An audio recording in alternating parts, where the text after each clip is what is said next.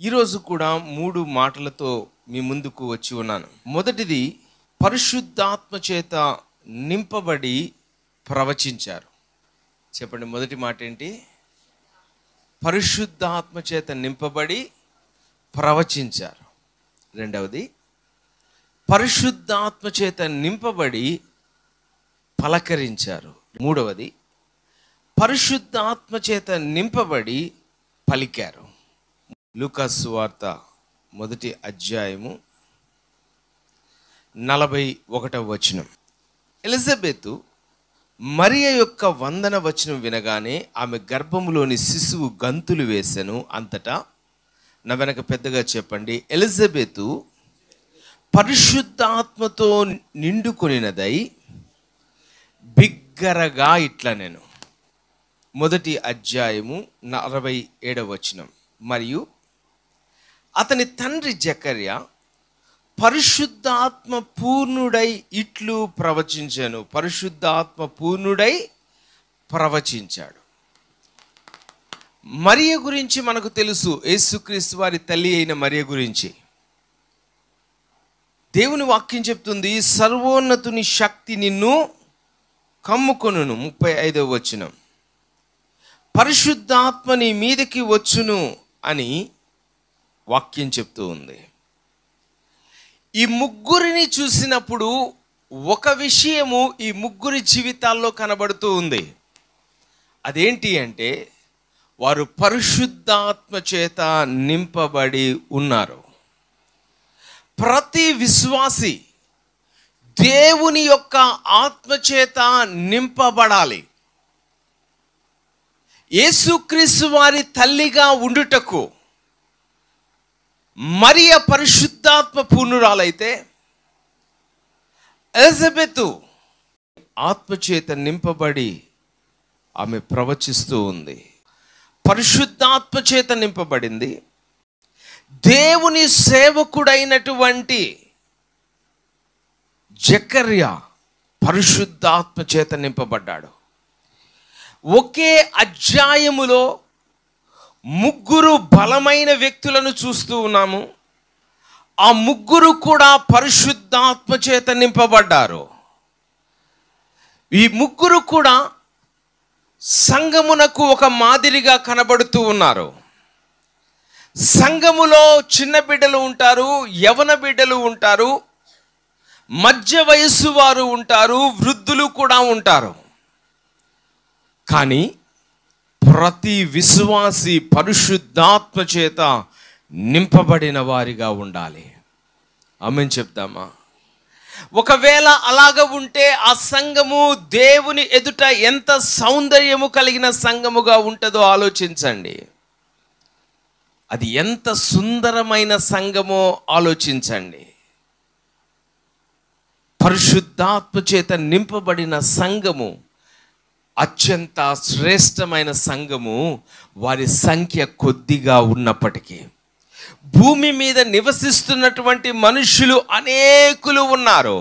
కానీ మేడగది మీద 120 మంది కూర్చొని ప్రభును ఆరాధిస్తూ ఉన్నారు. చూడండి, వారి తలల మీద పరిశుద్ధాత్మ అభిషేకము దిగి వచ్చింది. చూడండి, వారు భాషలు మాట్లాడుతూ దేవునిని ఘనపరుస్తూ ఉన్నారు. చూడండి, అది దేవుని సంఘము, సుందరమైన దేవుని యొక్క సంఘము.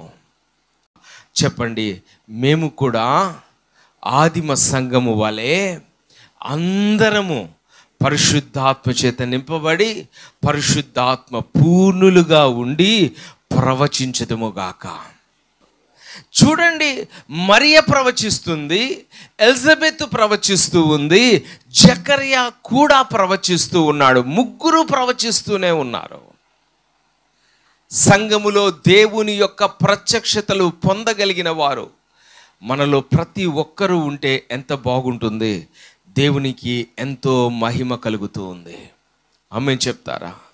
అందరూ చెప్పండి, పరిశుద్ధాత్మ చేత నింపబడి ప్రవచించారు. నేను కూడా పరిశుద్ధాత్మ చేత నింపబడి ప్రవచించు వ్యక్తిగా ఉంటాను. ఒక వ్యక్తి పరిశుద్ధాత్మ అనుభవం లేకముందు పరిశుద్ధాత్మ అనుభవం కలిగిన తర్వాత అతని జీవితంలో ఒక మార్పు ఉంటుంది. చెప్పండి, పరిశుద్ధాత్మ అనుభవం లేనప్పుడు పరిశుద్ధాత్మ అనుభవం పొందిన తర్వాత అతని జీవితంలో ఒక మార్పు ఉంటుంది. పెద్దగా చెప్పండి. పరిశుద్ధాత్మ అనుభవం లేని వారికి, పరిశుద్ధాత్మ అనుభవం ఉన్న వారికి ఒక తేడా ఉంటుంది, ఒక మార్పు ఉంటుంది. ఈ లోకంలో కొందరు దయ్యము పట్టి ఉంటారు. వారి పరిస్థితి బహుదీనంగా కనబడుతుంది. ఈరోజు ఒక వ్యక్తిని మీకు చూపిస్తాను. ఆ వ్యక్తి తన జీవితంలో మామూలు స్థితిలో నుండి దేవుని ఆత్మను యొక్క అనుభవంలోనికి వెళ్ళి ప్రవచించువాడై, ఆ తర్వాత దేవునికి అవిధేయుడై దయ్యము పట్టిన వాడిగా మారిపోయాడు. ఆ వ్యక్తిని చూసినప్పుడు కొన్ని విషయాలు మనము నేర్చుకోవచ్చు. ఆ వ్యక్తి పేరు సౌలు. సౌలుకు దేవుని యొక్క ఆత్మ అనుభవము లేకుండా ఉన్నప్పుడు సౌలు లోబడేటువంటి ఒక కుమారుడుగా ఉన్నాడు. ఎలా ఉన్నాడు చెప్పండి? లోబడే కుమారుడుగా ఉన్నాడు. గాడిదలు తప్పిపోయినాయి, చాలా ఆస్తిపరుడు. వాళ్ళ నాన్న వాళ్ళ బాబుతో చెప్తున్నాడు. ఏమని చెప్తున్నాడు? సౌలా కుమారుడా, గాడిదలు తప్పిపోయినాయి, నువ్వు వెళ్ళి వెతుక్కొని రా అంటే సౌలు ఒక పనివాణ్ణి తీసుకొని బయలుదేరి వెళ్తూ ఉన్నాడు. మంచోడా కాదా? తండ్రులు తమ బిడ్డలకు నాన్న ఇది చేయాలి, అరే ఇది చేయాలి అని చెప్తే బిడ్డల నుండి సాధారణంగా వచ్చే మాట నా వల్ల కాదు, ఇప్పుడు కాదు, తర్వాత చేస్తాను. కుమారులు అవిధేయత చూపించినప్పుడు అది తండ్రులకు విసుగుగాను కోపముగాను అనిపిస్తుంది. కుమారులు తల్లిదండ్రులకు లోబడాలి. ఇక్కడ వింటున్న యవన బిడ్డలు, మీ తల్లిదండ్రులకు మీరేం చేయాలి? లోబడాలి. సౌలు లోబడుతున్నాడు. ఏ విషయంలో లోబడుతున్నాడు? గాడిదలు తప్పిపోతే వెతకడానికి వెళ్తున్నాడు. పలానా ఊరికి వెళ్ళట్లేదు, పిక్నిక్కి వెళ్ళట్లేదు, అడ్రస్ తెలియదు. గాడిదలు ఎటుపోయి ఉంటాయి? తూర్పుకు పోయి ఉంటాయా, పడమరకు పోయి ఉంటాయా, ఉత్తరానికి పోయి ఉంటాయా, దక్షిణానికి పోయి ఉంటాయా? ఆ గాడిదలు ఇప్పుడు ఎక్కడున్నట్టు? వాటిని వెతకడం సులభమా? ఇది చెప్పనివ్వండి, సులభం కానే కాదు. అయినా సౌలు ఏం చేస్తున్నాడు? ఒక పనివాడిని తీసుకొని వెతుకుతూ వెళ్తూ ఉన్నాడు. ఒకవేళ కనబడ్డాయనుకోండి, అవి ఎంత దూరం వెళ్ళినాయో అంత దూరం వీళ్ళు నడుచుకుంటూ వెళ్ళాలి, నడుచుకుంటూ రావాలి. నాకు సౌలును చూసినప్పుడు అనిపిస్తూ ఉంది, సౌలు మంచి కుమారుడు. రెండవది, సౌలు దైవజనుడి దగ్గరికి వెళ్దాము, ఆయన ప్రార్థన చేస్తాడు అని చెప్తే సౌలు అంటున్నాడు, మనం ఏదైనా కానుక తీసుకుని వెళ్తే బాగుండు కదా అంటూ ఉన్నాడు. అతడు పెద్దలను దైవజనులను ఏం చేస్తూ ఉన్నాడు? గౌరవిస్తూ ఉన్నాడు. సమూయేలుకు తక్కువైందని సౌలు తీసుకుని వెళ్ళి బహుమానం ఇవ్వట్లేదు. సమూయేలు గొప్పవాడు, కానీ సౌలు అంటున్నాడు, దైవజనుని చూడడానికి వెళ్తున్నాం, ఒట్టి చేతులతో ఎలా వెళ్ళాలి అని అంటున్నాడు. సౌలుకు ఒక ఆలోచన వచ్చింది, దైవజనుణ్ణి గౌరవించాలి, గణపరచాలి అని. ఆ స్థితిలో నుండి ఇప్పుడు పరిశుద్ధాత్మ అనుభవంలోనికి వెళ్ళాడు. ఆమేన్ చెప్పండి. అసలే మంచివాడు, తల్లిదండ్రులకు లోబడుతూ ఉన్నాడు, తర్వాత దైవజనులంటే గౌరవం ఉంది. ఆ స్థితిలో నుండి దేవుడు ఆయనను రాజుగా చేయదలిచి పరిశుద్ధాత్మ చేత అభిషేకించాడు. 1 సమూయేలు 10వ అధ్యాయము 11వ వచనంలో సౌలు ప్రవచిస్తున్నట్లుగా దేవుని వాక్యం చెప్తూ ఉంది. ఏం చేస్తున్నాడు? ఇప్పుడు దేవుని ఆత్మను పొంది ప్రవచిస్తూ ఉన్నాడు. నేను దీని గురించే మాట్లాడుతూ ఉన్నాను.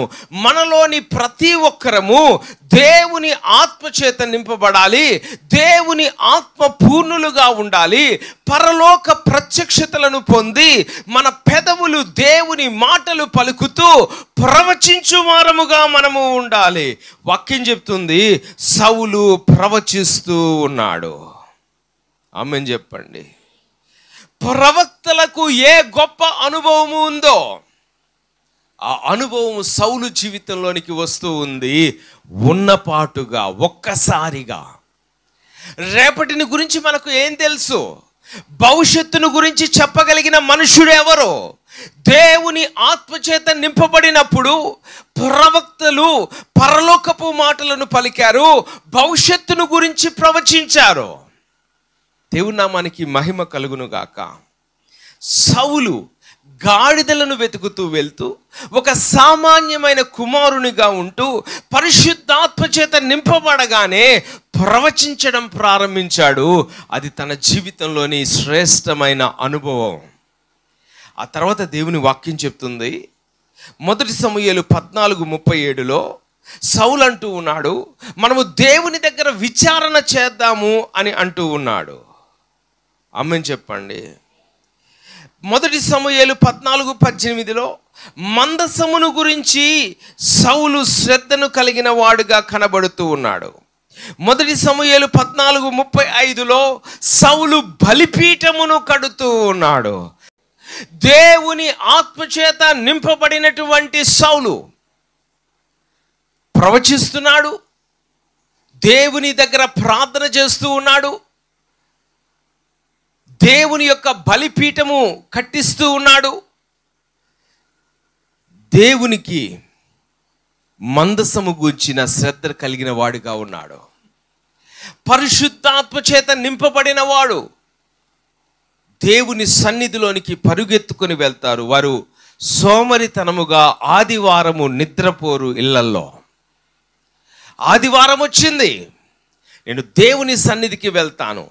ఒక వ్యక్తిలోని పరిశుద్ధ ఆత్మ ఆ వ్యక్తిని దేవుని మందిరమునకు నడిపిస్తుంది. సౌలు పరిశుద్ధాత్మ చేత నింపబడినప్పుడు సౌలు ప్రవచిస్తున్నాడు, మందసము గురించి ఆలోచన చేస్తూ ఉన్నాడు. మందసము దేవుని యొక్క సన్నిధికి వెళ్ళాలి అని చెబుతూ ఉన్నాడు. ఆమేన్ చెప్దామా? సౌలు పరిశుద్ధాత్మ చేత నింపబడినప్పుడు ప్రార్థించడానికి ఇష్టపడుతూ ఉన్నాడు.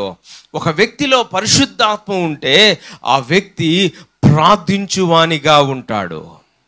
ఆమేన్ చెప్పండి. ఒక వ్యక్తిలో పరిశుద్ధాత్మ దేవుడు ఉంటే ఆ వ్యక్తి దేవునికి ఉపవాసం ఉంటాడు, దేవునికి తన శరీరమును అర్పిస్తాడు. ఒక వ్యక్తిలో పరిశుద్ధాత్మ అభిషేకము ఉంటే ఆ వ్యక్తి దేవుని కొరకు నిలబడతాడు. ఆమేన్ చెప్దామా? జీవితంలో మార్పు వచ్చిందా? మంచి కుమారుడు, లోబడే కుమారుడు, దైవజనులను గౌరవించేటువంటి సౌలు పరిశుద్ధాత్మ చేత నింపబడినప్పుడు 4 శ్రేష్టమైన అనుభవాలు వచ్చేసినాయి.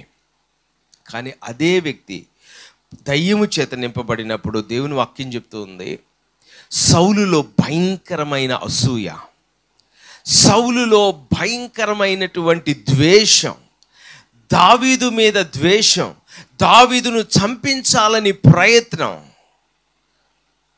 భయంకరమైనటువంటి స్థితి సౌలు జీవితంలోకి వెళ్ళిపోయింది. పరిశుద్ధాత్మ చేత నింపబడినప్పుడు సౌలు యొక్క మనస్సులో, సౌలు యొక్క ఆత్మలో అసూయ లేదు, సౌలు యొక్క మనస్సులో ద్వేషము లేదు, సౌలు యొక్క మనస్సులో స్వార్థము లేదు. దైవజనుని గౌరవించిన వాడు ఇప్పుడు దావీదును చంపడానికి చూస్తూ ఉన్నాడు, తరుముతూ ఉన్నాడు, అన్యాయము చేయడానికి పరిగెత్తుతూ ఉన్నాడు. ఎవరు? సౌలు. చూడండి ఎంత మార్పు కనబడుతూ ఉందో. పరిశుద్ధాత్మ చేత నింపబడి ఉన్నప్పుడైతే ఒకలాగా ఉన్నాడు, దయ్యము పట్టి ఉన్నప్పుడు ఒకలాగా ఉన్నాడు. దేవుని బిడ్డలుగా మనమందరము తెలుసుకోవాలి, పరిశుద్ధాత్మ అనుభవం కలిగిన మనము ఈ పరిశుద్ధాత్మ లక్షణాలు మనలో ఉన్నాయా చూడాలి. ఆమేన్ చెప్పండి. ఆదివారము అందరూ ప్రపంచమంతటా ఆరాధిస్తూ ఉండగా నువ్వు ఒక్క వ్యక్తివే ఇంట్లో ఎలా కూర్చోగలవు? ఏదో ఒక కారణం చెప్పి ఎక్కుకోవాలని ఎలా ప్రయత్నం చేస్తావు? లేదు, నేను దేవుని సన్నిధికి వెళ్తాను, వీలైనంత వరకు నేను దేవుని సన్నిధికి వెళ్తాను. కొన్ని ఆటంకాలు ఉంటాయి, కొన్నిసార్లు వీలు కాదు. ఎప్పుడో సంవత్సరానికి ఒకసారి 2 సార్లు తప్పించి సాకులు చెప్పకపోతే ప్రతి విశ్వాసి దేవుని సన్నిధిలో ఉండగలరు. ప్రార్థన, దేవుని ఎదుట మోకాళ్ళుంగి దేవుని ఆరాధించుట, దేవునికి తమ దేహమును అర్పించుట, పరిశుద్ధమైన క్రియలు చేయడానికి తమ అవయవాలను దేవుని అధికారానికి లోబర్చుకొనుట. మీతో చెప్పనివ్వండి, ఈ లక్షణాలను మనం కలిగి ఉన్నాం. మొదటి మాట ఏం చెప్తున్నాను? మరియా, ఎలిజబెతు, జకర్యా పరిశుద్ధాత్మ చేత నింపబడి ప్రవచించారు. దేవుని యొక్క వాక్యము ఏమని చెప్తుంది అంటే, వీరు ముగ్గురు సంఘానికి గుర్తు అని చెప్పాను కదా. వీరేం చేస్తూ ఉన్నారు అంటే, మరియా ఎలిజబెత్ను వచ్చి కలిసింది. ఎలిజబెత్ ఇంటికి ఎవరు వెళ్ళారు? మరియ వెళ్ళింది. మరియ వెళ్ళి ఎలిజబెత్ కనబడగానే వందనము చెప్పింది. రెండవది వాక్యం చెప్తూ ఉంది, వారు పరిశుద్ధాత్మ చేత నింపబడి ఏం చేశారు? పలకరించారు. ఎలా పలకరించారు? వందనము అని చెప్పారు. క్రీస్తునందు ప్రియమైన వాళ్ళారా, ఎప్పుడైతే వారు పలకరించుకున్నారో, వందనము చెప్పారో,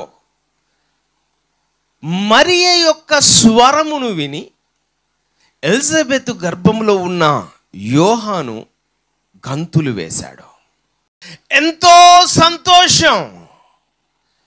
మీరు మందిరములోనికి వచ్చినప్పుడు మీరు పరిశుద్ధులను కలుస్తారు.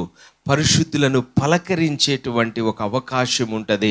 పరిశుద్ధులతో కలిసి ఆరాధించేటువంటి అవకాశం ఉంటుంది.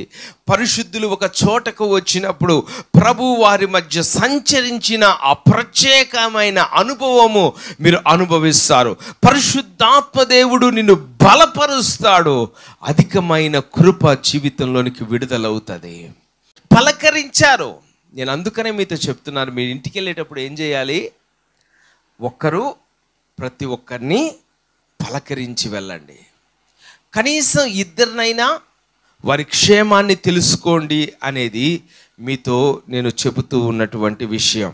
క్రీస్తునందు ప్రియమైన వాళ్ళారా, రెండవ విషయాన్ని మనం ధ్యానం చేస్తూ ఉన్నాము. వారు ఏం చేస్తూ ఉన్నారు? వందన వచనము చెప్పగానే వారిలో పరిశుద్ధాత్మ అభిషేకము పొంగి పొర్లింది. ఆనందముతో వారు నింపబడ్డారు. వాక్యం చెప్తూ ఉంది, వారు ప్రవచించడం ప్రారంభించారు. పరిశుద్ధాత్మ చేత నింపబడిన తర్వాత దేవుని యొక్క ప్రత్యక్షతలు వారికి సాధారణంగా మారుతాయి. వారు నోరు తెరిస్తే దేవుని మాటలు పలుకుతారు. ఆమేన్ చెప్పండి. హల్లెలూయా. వాక్యం చెప్తుంది, హృదయము నిండిన దాన్ని బట్టి నోరు మాట్లాడుతుంది. హృదయము వాక్యం చేత నింపబడి ఉన్నప్పుడు, హృదయము పరిశుద్ధాత్మ చేత నింపబడినప్పుడు వారు నోరు తెరిచి పలికితే ఏమవుతుంది? దేవుని మాటలు వస్తాయి. చూడండి, యోహాను సువార్త 3వ అధ్యాయము 34వ వచనం. యోహాను సువార్త 3వ అధ్యాయము 34వ వచనం. అందులో 3వ లైన్ చదువుతున్నాను. దేవుడు తాను పంపిన వానికి కొలత లేకుండా ఆత్మను అనుగ్రహించును గనుక ఆయన దేవుని మాటలే పలుకును. పెద్దగా చెప్పండి, ఏం చేస్తాడు? దేవుని మాటలు పలుకుతాడు. ఎవరు? దేవుని ఆత్మ చేత నింపబడినప్పుడు. మీరు దేవుని ఆత్మ చేత నింపబడితే మీ నోట బూతులు, చెడ్డ మాటలు రానే రావు. మీ జీవితంలోని మాటలు అవి ఉప్పు వేసినట్లుగాను సారమైనవిగాను అవి దేవుని ఆత్మతో కలిసి మీ నోట నుండి వెలుపలకు వస్తాయి. మీ నోట నుండి నిరాశ, నిస్పృహ మాటలు వస్తే మీరు చేయవలసింది ఒక్కటే, ప్రభువా మీ ఆత్మ చేత మరి ఒకసారి నన్ను తాకండి, మరి ఒకసారి నన్ను నింపండి, నిండి పొర్లు పాత్రగా నన్ను చేయండి. నా నోట నిరాశకు సంబంధించిన మాటలు, నిస్పృహకు సంబంధించిన మాటలు రాకూడదు, ద్వేషించేటువంటి మాటలు నా నోట రాకూడదు, అసూయకు సంబంధించిన మాటలు నా నోట రాకూడదు. నేను దేవుని ఆత్మ చేత నింపబడినప్పుడు నేను దేవుని మాటలు పలకాలి. ఆమేన్ చెప్దామా? అందరూ చెప్పండి. నేను కూడా మరియా, ఎలిజబెతు, జకర్యాల వలె నేను ప్రవచించాలి, పలకరించాలి, పలకాలి. దేవుని యొక్క వాక్యము ఏమని చెప్తుంది అంటే, మొదటిగా ఎలిజబెతు ప్రవచిస్తూ ఉంది. ఎవరు ప్రవచిస్తున్నారు? ఎలిజబెత్. ఈరోజు మనము ఈ ముగ్గురి ప్రవచనాలను చూడబోతున్నాం. అంతకుముందు దేవుని మాట ఎవరు తీసుకొచ్చారు ఆ ముగ్గురికి? వాక్యం చెప్తుంది, మరియ దగ్గరకు గబ్రియేలు దూత వచ్చాడు, జకరియా దగ్గరకు గబ్రియేలు దూత వచ్చాడు. దేవుని మాట ఇది అని చెప్పాడు. ఇప్పుడు దేవుని మాటను ఒక మాటలో చెప్పాలి అంటే, వారే దేవదూతల వలె పలుకుతూ ఉన్నారు. దేవదూత ఏ మాటలు పలికాడో, దేవుని ఆత్మచేత నింపబడిన వాడు కూడా ఆ దూత వలె మాట్లాడుతూ ఉన్నాడు. పరలోకపు దేవుని హృదయ ఆలోచనలు పలుకుతూ ఉన్నాడు, దేవుని మాటలు పలుకుతూ ఉన్నారు.